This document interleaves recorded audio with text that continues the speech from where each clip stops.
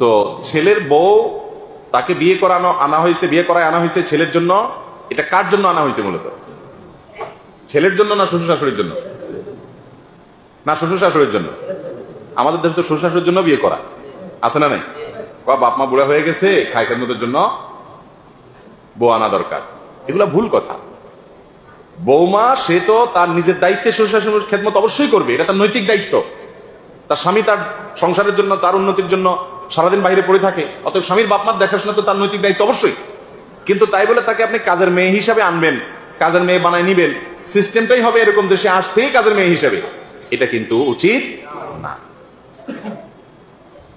মা বাবা তাদের খেদমতের জন্য ছেলেরা যতদিন তাদের শক্তি সামর্থ্য থাকে তারা তো নিজেদের কাজ নিজেরা করতে পারেন, তারপরেও ছেলেদের উচিত বাবা মার খেদমত তাদের পাশে থেকে করা, তাদের কাছে থেকে খেদমত করা। যদি কাছে থেকে খেদমত করতে না পারে তাহলে লোকজন রেখে খেদমতের ব্যবস্থা করা, এবং যত দ্রুত সম্ভব ছুটে ছুটে মা বাবার কাছে আসতে হবে, তাদের ছায়া তলে তাদের পায়ের কাছে এসে তাদেরকে আদর যত্ন সোহাগ ভালোবাসা শ্রদ্ধা দিতে হবে। কিন্তু আপনি আশা করবেন যে বাবা তোর দরকার নাই, তুই বিদেশে পড়ে থাক, তুই শুধু টাকা দরকার, তোর দরকার নাই। দরকার কি তোর? তোর টাকাটা। তুই যা বিদেশ পড়ে থাক, পস ঢাকা শহরে যা বসে থাক, চিটাং শহরে বসে থাক, আর বউটা ধুয়ে যা আমাদের কাছে কাদের মেয়ে হিসেবে। বাবারা, এটা কিন্তু অন্যায়। এটা কিন্তু অন্যায়। কেন অন্যায়? কারণ এই মেয়েকে বিয়ে করে, বিয়ে জিনিসটাই হয়েছে স্বামীর চরিত্রের হেফাজত হলে এর অন্যতম প্রধান উদ্দেশ্য। তো সে উদ্দেশ্যই তো নষ্ট হয়ে যাবে যদি আপনার কাছে বউরে আটকে রাখেন। কি বলেন? ঠিক না ঠিক? এটা করা যাবে না। আবার একইভাবে ছেলে যদি মনে করে ঠিক আছে তাহলে বউ বিয়ে করছি তো আমার জন্য, বাপমান আবার সেখানে বলার কি আছে? আমি ওই বেডিকে নিয়ে ঢাকা শহরে নিয়ে উঠলাম, বাপ মারে মাস মাস শুধু টাকা পাঠাই দিলাম, আমার ছেলে মেয়ে নিয়ে আমি সুখে শান্তি আসি, বাপ মা তাদের মতো থাকুক, আমি আমার মতো আসি। এটাও কিন্তু ছেলের জন্য জায়েজ।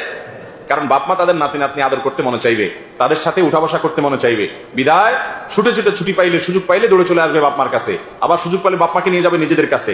ব্যালেন্স করার চেষ্টা করতে হবে। কিন্তু খোলাসা কথা হলো, বাপ মা সন্তানকে আপনার আটকায় রাখবে যে তোর বউ থুয়া তুই এবার চলে যা, এটা উচিত না। অনেক বাপ মা এই জিনিসগুলো বুঝেন না, যে বাবা তুমি তোমার চরিত্র হেফাজতের জন্য বৌমাকে সাথে রাখো, এবং তোমার এবং তার উভয়ের ভালোর জন্য একে অন্যের সাথে থাকা দরকার, সেটা বাবা মারা বেশিরভাগ খেয়াল করেন না। এটা করা উচিত আর